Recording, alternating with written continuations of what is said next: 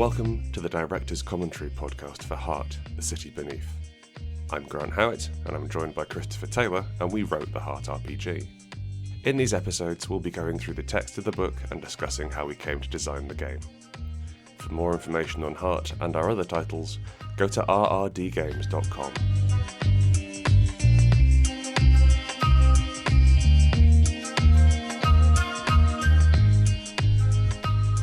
Hello, Christopher. Hello, Grant. Hello, listener.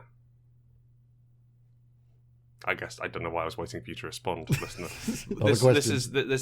This is the podcast. You've already heard my intro bit before this, or the intro bit that we recorded together. So I'm not going to bother explaining what's going on. We're going to jump straight into Callings, Part 2. and Callings. we're going to Part 2, Episode 2, Callings, etc. And you know what? Keep up. Mm-hmm. Talk to me about Callings, Chris. So callings are a part of your character, part of the character creation flowchart. Mm. And what they do is they provide a reason that you're in the most dangerous place in the world. Why you stay there, Yeah, certainly. why you're such an idiot, essentially. And they give you a level of background, and they give you little abilities. They give you a core ability. But crucially, what they do is they ground your character and give you your beats. And beats are massively important. The abilities associated with callings, we didn't want to make them too. We didn't want to have to reference them very often. Yeah, I think like one of the design ideas that we had when we were going into Heart is that only major abilities should really be referenced, or like should you have to write them down in any detail. Mm. And everything else should just sort of go on your character sheet and fade into the background. But yeah, so the beats are a huge part of what you do. They sort of form your character's story. Yeah, they give you in a arc, weird way. Yeah, and prompt you towards prompt you a little bit towards certain types of play, and try and frame that for you. So the Inspire. The way the way we handle advancement, because beats are how you do advancement. The way we handle advancement in Inspire is that you change the city, whether that was for good or ill or what have you. You just made a big change in the city because the game was about disruption. The game was about overthrowing things and changing things, and so we left it pretty open. And also, especially seeing as you were all part of the same organization, so it didn't matter. Like you didn't necessarily need your own hugely complex arc, because every Spire campaign is fundamentally about the same thing. And we didn't have that with Heart. We didn't have the central organisation that was bringing everyone together. So we stole an old idea of ours from Unbound. Thief from the best. Yeah, certainly. Or at least the people who are least likely to sue you for it. That's very true, actually, yeah. An important one. Unbound is a generic role-playing game which we wrote about 4 or 5 years ago now. Yeah, about that. 5 years ago? God, I don't know. And in it you play it's kind of a pulp action game, but the way in which we handle advancement in that is that one half of you have two goals, fates they're called. You come up with one yourself, and the rest of the team come up with one for you as well. And these can be things like, I want to get in a fight in a collapsing tower building, or I want to make amends with my father. Like they don't have to be good things. It's more like scenes we'd like to see. Yeah, it's like what would be cool for my character to go through. Precisely. It's not what do I want, but it's viewing your character as a playing piece almost within the story. It's definitely not like most of these things are not in the character's best interests, and we decided that we would adapt the ideas that we laid out in Unbound and then make it into a more structured, focused thing where you take your obsession. And I think possibly obsession might have been a better name for it, but that is the Unknown Army's name for it. So that's taken. Yeah, that one's taken. So we had to call them Callings, and they were a fairly late addition to the game. Like we went with classes first as standard because that's kind of how we think. You know, we were raised on D&D as well. And I think that there's something interesting about trying to talk about why on earth you would be a dungeon crawler. Yeah. And why on earth you would go into not just any dungeon, but the Heart, an expressly dangerous place. So that was it was a challenge because we had to try and come up with lots of different reasons to do it, and we couldn't get that many. No, we started off with lots of different ideas, and I was about to say slowly we whittled it down. Absolutely not. We just went, well, that's never going to work, and just discarded half of them. We wrote 5 for the quick start, and had some more lined up, and then we started writing them, and they were like, "Oh, these are just copies of the other ones, aren't they?" Yeah. We just narrowed it down. Even within the ones we've got here, there's a lot of similarity between, say, Heartsong and Enlightenment. Yeah. But we felt that Heartsong was its own thing enough to let people pick out the callings as well. Like normally in a role playing game, when you pick a character, the GM is encouraged to look to your character and say, "Hey, okay, I want to do." Like you're looking at the things on your character sheet. So I'm playing a ranger, so I want to go and explore around in the wilderness. I want to talk to animals. I want to shoot arrows at things. I want to be a sexy wild man.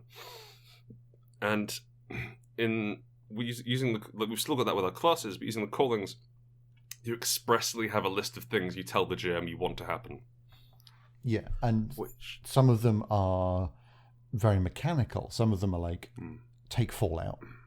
And they're fairly easy to achieve in a sort of power gamey sort of way. But to do it, you've got to really screw your character. Absolutely. And some of them are just funny, honestly. Like, it's just an amusing scene. Some of them are more serious and sad. And they take all different routes that we could think of through your character's personal development. Let's start with Adventure. All right, I used the first one in the book, so that's a very good place to start. Adventure is probably it's not my favourite, but it's the one I had the most fun writing. You will note that in the art there, that is in the back, I believe, handsome Sally Grackler. Yep. Punching someone out. One of Grant's favourite NPCs.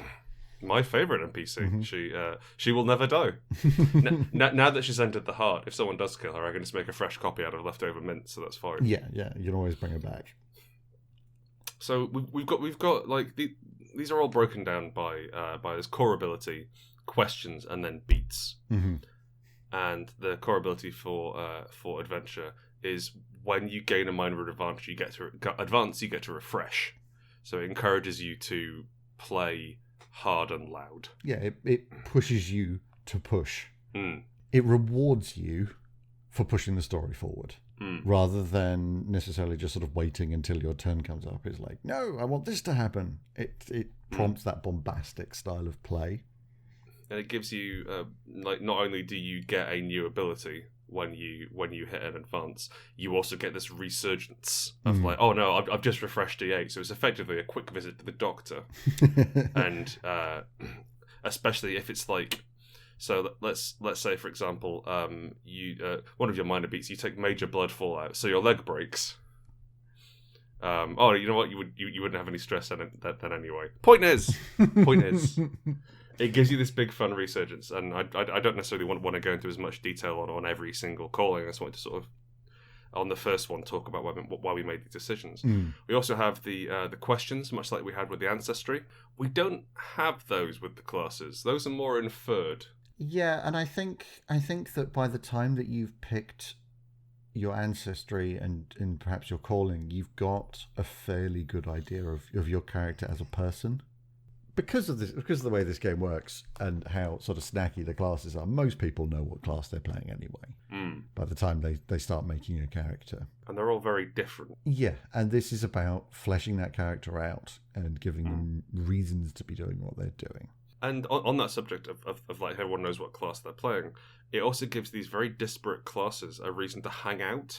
So if you've got two people with adventure, they are best enemies. Best friends. Both suffering from crippling ennui. Yes, precisely. And if you put two characters with adventure in the same party, they will have fun on their own. The same reason, like, and if you put two characters with honestly sort of any shared calling, it really gives characters a way to come together because like that's their past, that's why they're here. Yeah. Let's talk a little bit about how minor and major and zenith beats work as well. Okay, so they're divided. The beats are divided up into three: minor, major, zenith. each of which corresponds to a level of ability in the game. So minor powers, major powers, and zenith powers. And the minor powers are just that, minor. Like, a lot of them are very, very easy to achieve. Yeah. For instance, just to pick out an example from Adventure, the first one on the list for minor is charm someone with tales of your exploits. That's just a rad scene where you tell someone how cool you are. And absolutely, it's not like, here's a challenge. Like major beats, you're looking to the first one from that is acquire a rare or powerful D12 value item, preferably magic. So that's quite hard to do in-game. Like, you need to be lucky, you need to be determined, you need to play to your character's strengths. Whereas charm someone with tales of your exploits, that's us saying, hey, if you go and chat someone up saying how great you are, we'll give you a minor ability. And it only works once. You can't just walk in and do it every time. That's the other thing about beats is you cross them off when they're done. Yes. You're not supposed to do all of them. You're supposed to do, I'd say, about a third per character. And what's quite interesting is that you can only essentially hold 2 at a time. You can only have 2 active, which means that's mainly to take stress off the GM. Yeah, if you just fill yourself up with minor beats all the time, you're never going to get a major, because you'll be having 2 minor beats and you'll maybe complete both of them each time. But then you've just got a load of very small, low-level powers and nothing really chunky. One of the things we wanted with major abilities, which we'll talk about when we get to the class as well, is how when you pick one, we wanted that to be what your class was about. Yeah.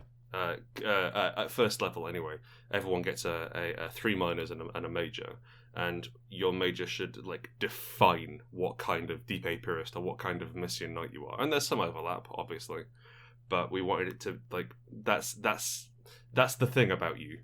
Yes. For your major beat. So getting a second one is very valuable, just in terms of broadening your abilities, because what you're capable of doing in any given situation. But they're very hard to get to. Yeah. And then we've got Zenith beats. Yeah, then there's Zenith beats, which are bigger, like as in the scale of them is larger. You're not going to do it in one session. No. And also, like, a thing to remember is a Zenith ability quite often kills your character. I think there are like 2 that don't. Yeah. Or, well, rather than kill your character, take them out of the story. All right, yeah, there's 1 that doesn't. And it's you choose to take that Zenith beat. So you get to pick when you think, yeah, actually this character's story's done. I want to go out with a bang. Yeah. Or maybe it's like, I don't want to get rid of this character, but we need that Zenith to do what we're trying to do. We have to have this, and it's quite an interesting decision. And each calling gets 2 Zeniths, 2 Zenith beats. So the ones for Adventure are Reach Tier 4 of the Heart, which is so very deep. Yes. So very dangerously and a deep. bad idea. Just idiotic. You've got to hit Tier 3 and then keep going. Yeah, and then lead a haven to prosperity. Now, Reach Tier 4 of the Heart is perfectly mechanical. You know exactly when that triggers. Lead a haven to prosperity. What does prosperity look like in the heart? Like, that's such a sliding scale. And I think that when you say to your GM, right, I want to hit my Zenith beat, and you're talking to one another, the GM's like, okay, you've got like 2 to 3 games to work on this. And so we're gonna tell stories about those over 2 to 3 games. Like, we're gonna come up with problems to throw against you, to put in this, because those are big things to do. Alternatively, like, you can have you're on Tier 3 of the Heart, and you can have, all right, you know what, I'm gonna pick Reach Tier 4 of the Heart. I'm bored of this character. I'm gonna try and get down to Tier 4, which is no mean feat, even from Tier 3, and then I have absolute power for about 10 minutes. Yeah. And that's pretty neat, I think. It's so useful as well. Like, you just get control of the game when attacking with your last ability. Yeah. I think we want to... We're not huge into... Okay, I'm not huge into game balance. I'm not huge into numbers either, honestly. I'm much more interested in stories and things like that. I find numbers difficult and confusing. Whereas if we can say, hey, you can have ultimate power, but it kills you, that doesn't need to be balanced at that point. yeah, we can just sort of throw the numbers out the window and go, look, for yeah. this scene, tell me what happens. Hmm. Like, in the grand This is scheme yours. of things, it doesn't affect much. Like, if you've got a very carefully and tightly plotted adventure done, first off, you're probably playing the wrong game for that. Absolutely, mate. Yeah, go back to Pathfinder. Yeah. And secondly, like, if they kill the big bad evil guy, just a front man. Hmm. You know, you can always find a way around it if needs be. We can keep changing it. Or like they have this dramatic change and it's really exciting, and then the heart changes. The heart's scarred. Like so many of the powers we have changed the physical environment. Yeah. At Zenith level, and it's like we want you to leave a mark, and so you basically become too big to be a player character. And talking about scarring the heart, what's really interesting is that, and we'll talk more about this later with the map and things, is that you can use the same map multiple times. You should. Yeah. And you can have completely separate campaigns where you've just, you found this corpse of some idiot who died in the heart and they've got a map and you're like, oh, that's useful. And it was one of your last party. So you can continue to use those permanent marks on the heart caused by Zeniths to advance your story. Shall we look at the next one? Yeah, that's what callings do in general. They give you an arc. I would also like to say that one of the last things we wrote for this is the trinket table, like the ones we had in the Ancestries. Yeah, and I had tremendous fun, as you can tell by reading them. I like that your artifact is expensive coal eyeliner. Mm-hmm. And a pocket mirror. Yeah. I'd like to think that cool. I'm playing a gnoll who has expensive coal eyeliner and a pocket mirror. That's fantastic. And that's a different, it gives you that with the adventure things. I wanted a lot of them to be to show that adventurers are easily tricked or vain, or they have these ideas of grandeur. Well, they're just simply moving too fast to pay attention. On that subject, Enlightenment. Who are moving very slowly and paying a whole load of attention. Yeah, that's true, actually. The exact opposite. I absolutely love this art. Oh, it's stunning. It's on page 18. It was Felix's idea, actually, to do the art as it is. And he wanted to do the characters, like the iconics, the characters from the class pages, like before they came to the heart. So that's the Missing Knight you can see in the adventure one. And on Enlightenment, you can see the Junk Mage. And that's absolutely gorgeous. I love the idea of them being in some sort of derelict crack house. Finally working out, it's down. Yeah, there's one thing in this picture that I've always wondered about. Okay. Why is the top of his ladder covered in nails? I have no idea. I don't know. Like, I like it. It looks pretty. Fine. I have no idea why. Oh, it's to hang stuff off. You can see he's hanging his coat off it. Okay, it's a lot of nails. Well, he sold all his coats for spell money. For supplies and tiny hammers. He has a tiny little hammer for his tiny nails. Enlightenment is about trying to find something. It can be about trying to find someone, but generally it's best summed up by number 7 on their trinket table, which is a list of people who are going to pay, some names crossed out. It's the character class of they laughed at me at the academy, they laughed at me at the university. Well, they're not laughing now, are they? Yeah, it's somebody who scientist. wants answers to something, and they believe that the heart is the only place they're going to be able to get them. So that ranges from, as you know, that insane academic you've just portrayed, all the way up to people who are just like, well, my husband died. I want to fix that. Yeah, the heart will be able to do it. And they're not scientists. They're not academics. No, they just crave answers to something and solutions. You're tasked with coming up with what impossible thing you're attempting to achieve in the city beneath, and that's the sort of thing which defines your character. Your character's about that arc, and so all of the beats, a lot of the beats are about either taking Mindfall out, making friends with people just to further your own ends, and uncover knowledge. Yeah. So one of the things I love about the beats for Enlightened is that it shows a level of drive that none of the others have. One of the major beats is to destroy a haunt to learn more about your task. And it's like, it doesn't have to be necessarily deliberate. No.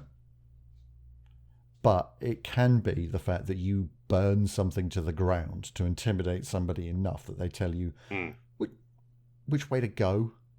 Yeah. They just give you like a street name. You know, that's all you did it for. They're quite scary. Enlightened characters, because they've got kill someone who's trying to stop you from claiming knowledge, betray someone who trusts you. I think that drive was certainly what we wanted to get across in the callings as well. Like with the beats, originally we had 10, 5, and 1 for minor, major, zenith, and we doubled that to try and give more of a variety. And I hope we have enough variety. I think like GMs that we've got a bit later on about like making up your own callings, and especially then like callings which fit your campaign, and we encourage GMs and players to do that. And it's also something this is a start. Yeah, and it's also something that we future-proofed for ourselves, because we can strap beats to more things. So, for instance, in Sanctum, one of the add-on books from the Kickstarter, there's Haven beats. There's Haven-specific beats. They own you bonds. Exactly, but it's a similar system. Yeah, for sure. And I think that it's one of the things which I really liked about Lady Blackbird, a game which I will keep talking about on every podcast I'm on. But Lady Blackbird had this really lovely game programming thing where it gave you this little dramatic arc, even though it was a one-shot game. And something which I really liked about it was the fact that you got this character, and you felt like not that you knew precisely what was going to happen to them, because there was lots of options, but you were given options rather than you will probably gain a level, which is or like your abilities will level up in some way. It was this method of character advancement which was tied directly into story, and I think that you can really benefit in a game from seeing like this sort of smorgasbord of options. And when you pick one, it's like, well, this is how I'm going to level up. This is what I want to do. Yeah. Yeah, I think that can motivate you in a world where you're playing a man who's full of bees, investigating an underground forest with a moon that shouldn't be. It gives you a grounding idea of what's going to happen next, which can be quite useful. Yeah, and another thing the beats do, which I find really enjoyable, is that you can re-flavor identical characters by taking different beats.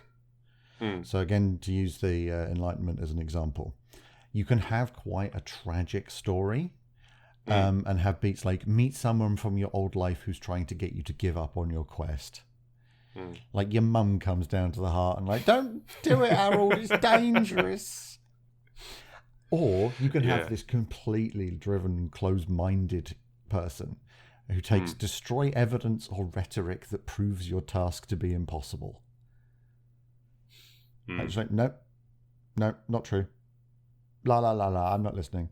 Blah, blah, blah. Yeah, and combine the two when your mum comes down and you go, no, not listening. Blah, blah, blah. And like it's becoming increasingly clear that actually you're mad, but also because this is the heart, it'll work. And that's beautifully summed up by the Zenith beats, which are almost identical. So there's find the final secret you have so desperately sought and use it to solve your impossible task.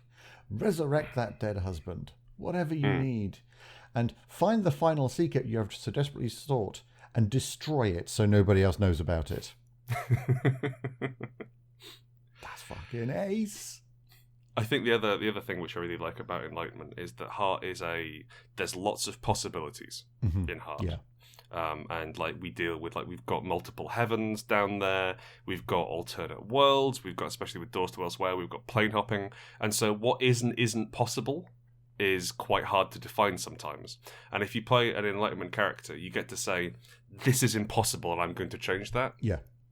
So you can say, all right, well, no one's brought anyone back from the dead cleanly, or no one has just become pure energy, or no one has successfully managed to fit a whole drow goddess in their head. Nobody's invented the computer. Nobody's invented... You can't do it, you're a madman. I'm going to wet hell. I'm going into a dungeon. I'm going to come back with an Apple Mac. To find the future ghost of Alan Turing. Also, crucially, Enlightenment is probably the best calling because you can have a taxidermied owl that you name. I think Enlightenment is the best calling for you because it's most classes, most characters that you play. It is, yes. Yes, that is true. Like Enlightenment is if you want to play Call of Cthulhu. Yes. You take the Enlightenment class because it's like you could all take. I really quite like the idea of everyone taking Enlightenment for the same, perhaps slightly different goal. Yeah. Especially And for the just moment when you all careening achieve your headlong. zenith. Ha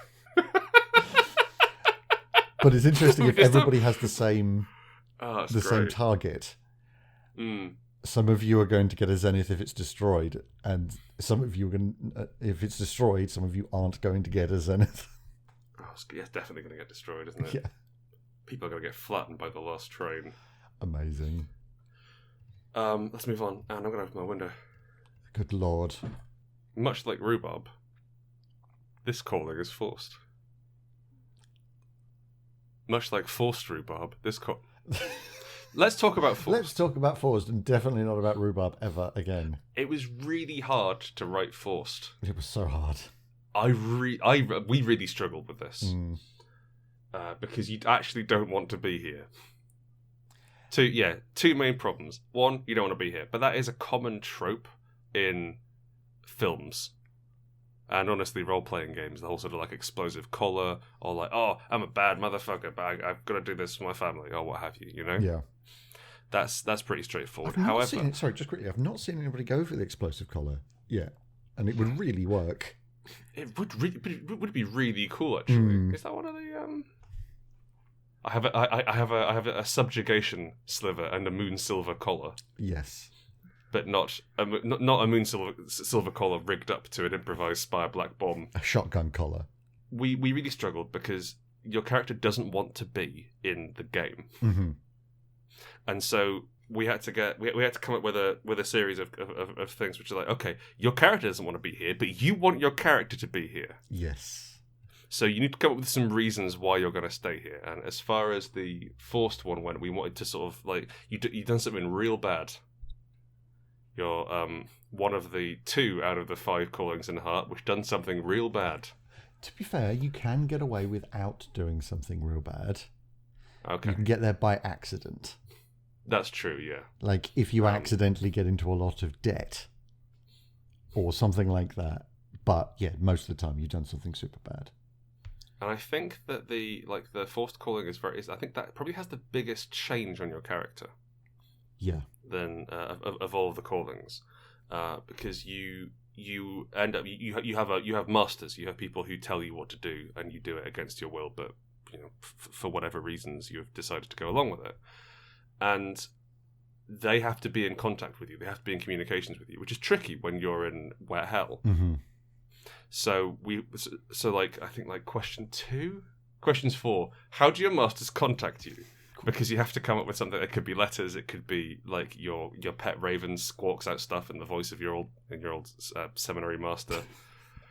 There's a wide variety of ways they can contact you, but it just means that you bring in an NPC faction basically into the game who you hate. Yeah, and a lot of the beats key off of these people that you can't stand and doing stuff with them. Like there's a major beat which is aid another person who you know and hate that is in the employ of your masters, which is always a good scene in any film it's in.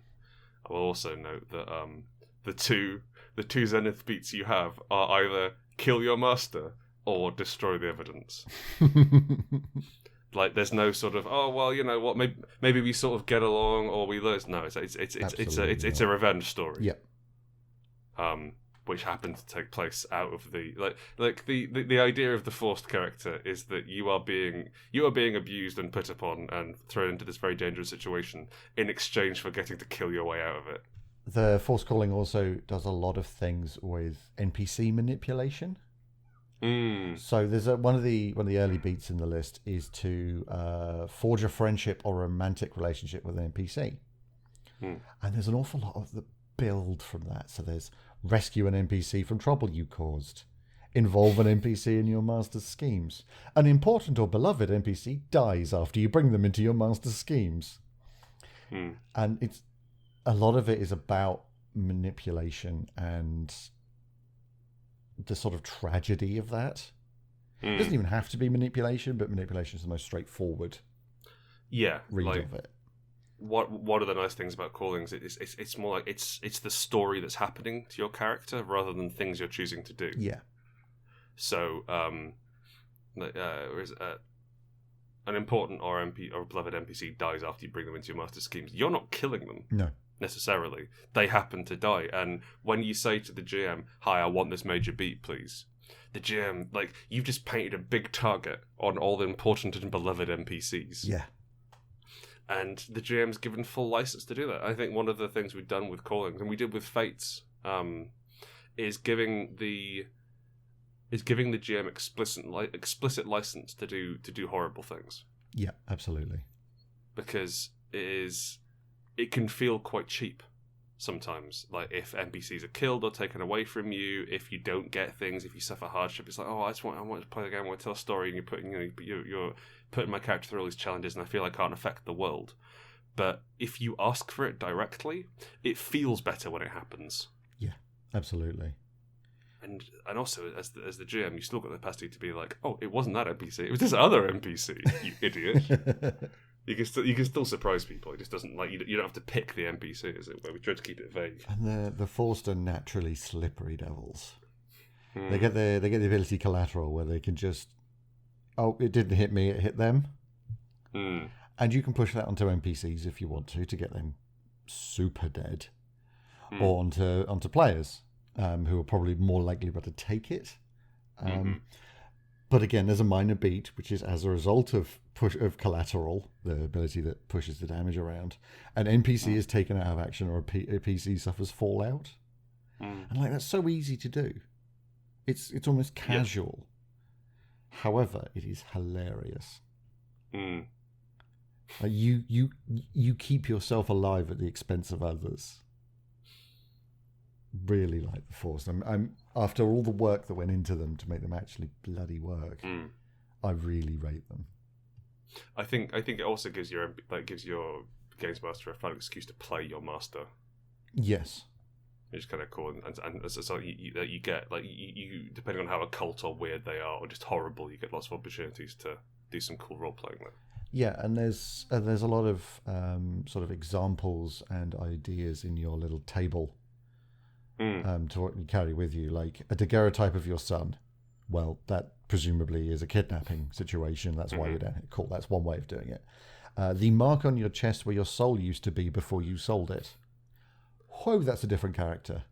Yeah, I will also say that selling your soul is not canon in Spire or Heart. It's canon in this box out. In number 8 of this box out.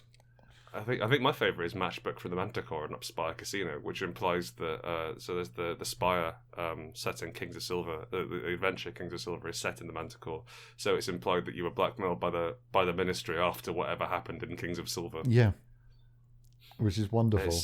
It's quite nice hitting a point with this world where we can start dropping in references to other bits. Yeah, and because of that, we've got a wider range of things you can be. Like, if I ever play a Forced, I'm absolutely playing somebody who got into a real bad accident with an Eidolon, and now the demon's in their head. Yeah, it's fun. So how do they talk to you? Well, they don't talk to me. I talk, and my friends listen. I'm passed out at the time. Yeah, I'm completely unconscious, I'm afraid. That's quite fun. Let's move on to Heartsong. Because it has really good art. Best art in the book. Pretty much. Also, Bobs. There are some boobs in this picture. There are boobs in this picture. They're the only boobs which we allowed into the game. Felix tried to draw tits on everything. Oh, so many tits. You see that mattress in the back. That was all tits. It was weird. It was really weird. But Heartsong, huh? Got a problem. No, we have. Chris and I have been actually quite careful to avoid the monstrous feminine, despite just writing a game about it. Yeah. Heartsong's really cool. Heartsong is, in a way, the default calling. Yeah, I mean, Heart itself kind of sprung up in a weird way from the Blood Witches. Yeah, I suppose it did. Because the Blood Witches had this place they went of roiling unreality to contract their blood disease. And all Blood Witches felt this calling, felt that they had to go down to the heart, and they were innately linked with it. And it used to be called the Core, Fun fact. We changed it because it was too sci-fi. Yeah. Go on. And Heart Song is, firstly, very representative of that. Of that Blood Witch pilgrimage to the heart. But also, it's great when you just have somebody who's like a guard by day, and they just dream of like basalt towers covered in blood. Heart Song Apiarist is my favourite combination, because Apiarists are expressly against the heart. Yeah, they're completely antithetical. Yeah, there are a few sort of I think like there are a few not iconic but sort of expected combinations. So Heart Song Witch, Heart Song Cleaver, really sync up, and like Enlightenment Junk Mage, or Enlightenment Deep Apiarist, and so like Heart Song was really straightforward to write. Because you can, as far as I can remember, because it's kind of an excuse to be weird. Yeah, I think Heart Song was the first one we did when we were trying to get a sort of picture of what the callings looked like. We did the first, as you said, 10 minors, 5 mages, and a zenith, and they were all for heart. Yeah. So, for instance, one that's stayed there for the entirety of the time is Following Along Ritual, Name the Heart, only refer to it by this name from now on. That's been there since day one of callings. That's why you might notice that there's less game mechanics in the Heart Song calling, because in some cases they were done before the game mechanics existed properly. Yeah, that makes sense. And also, you'll note that you get +1 echo protection, and I think that's the only protection that's granted by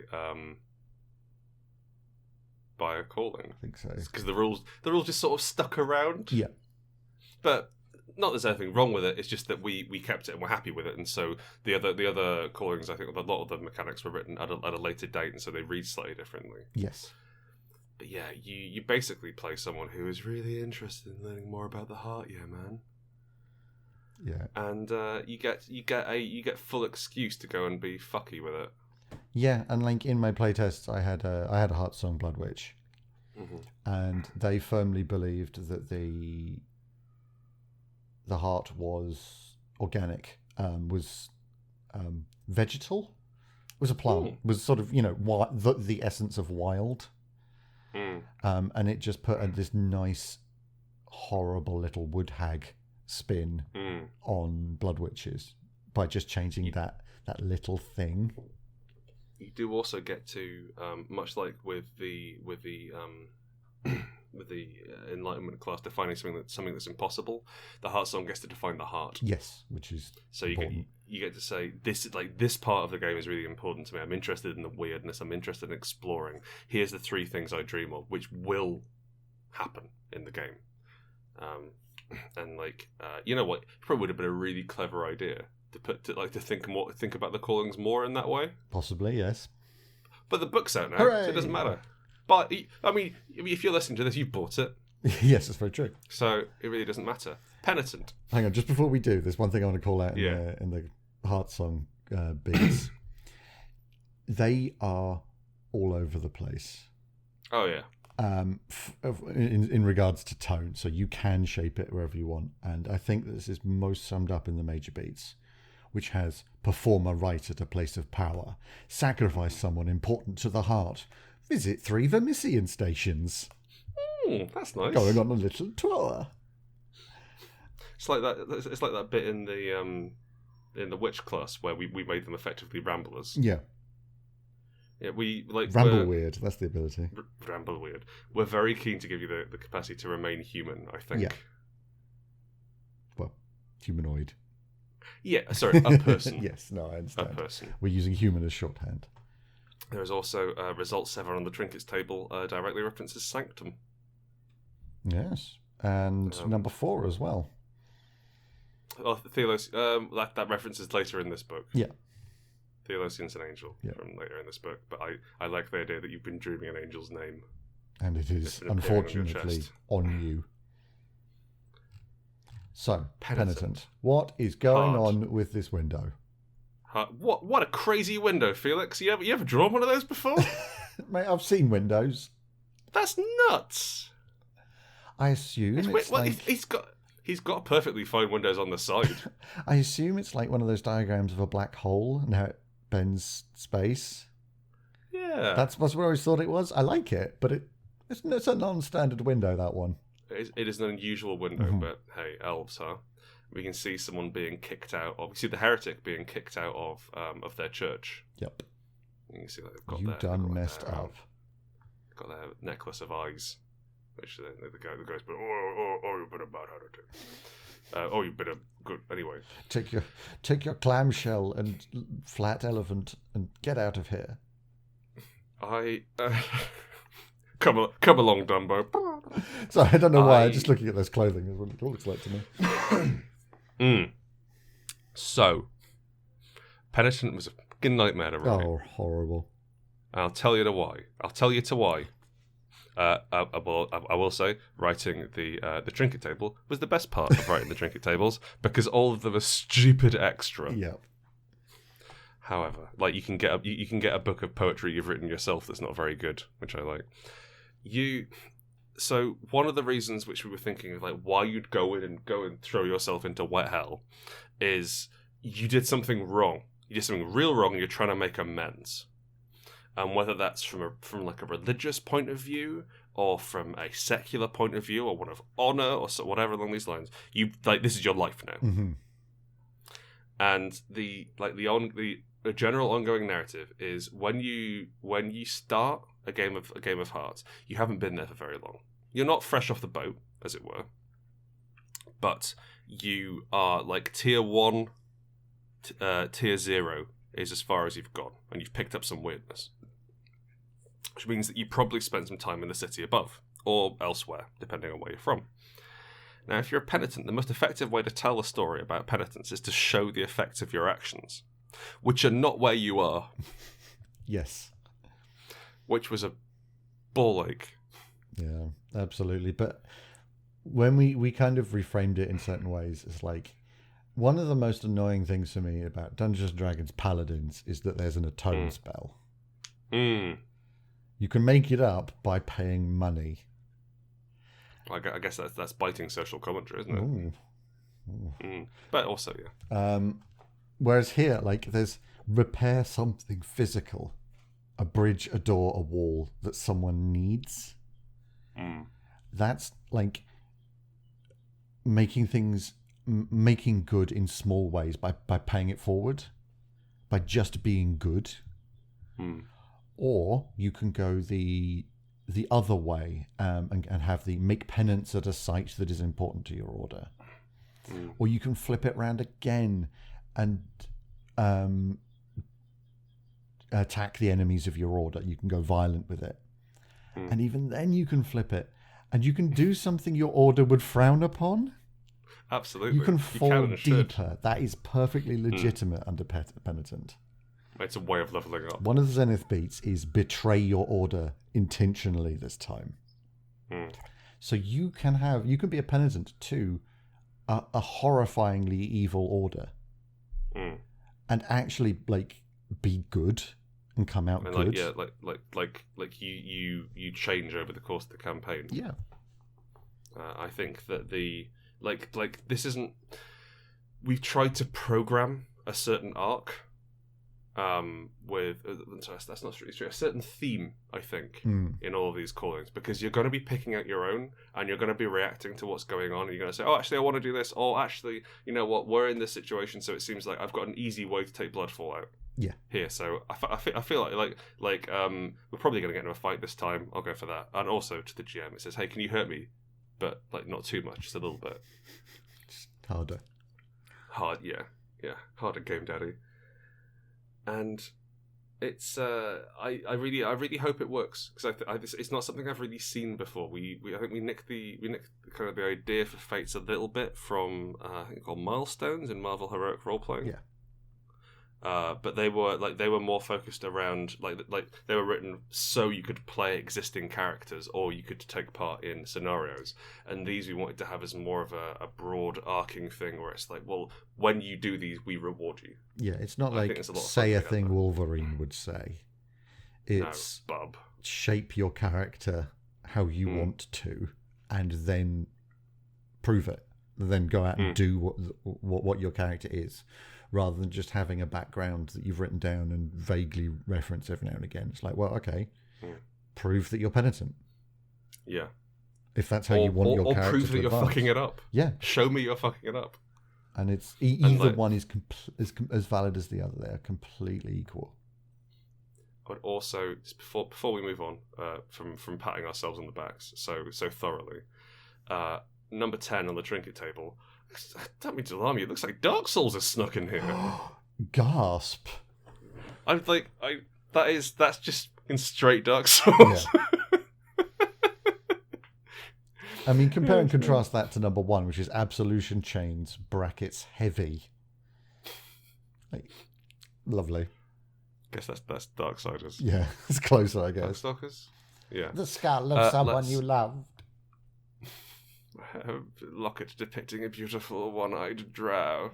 It's just because they're turned to the side. They've got 2 eyes. It's you, and you look at it to remember back when you had 2 eyes. Yeah, but you can't quite get the distance right. Yeah, that's Callings broadly. That's one of the, I think one of the weirdest things we did with the game in terms of mechanics. I'm pretty happy with it. And next up, we're going to go into a very deep dive into the classes. So pack your scuba gear. Scuba would do it, wouldn't it? Yeah. Snorkeling you don't want. Snorkeling is just like a shallow dive. That's the shallowest dive. We're going to glance at a reef. Pack a long snorkel. There we go.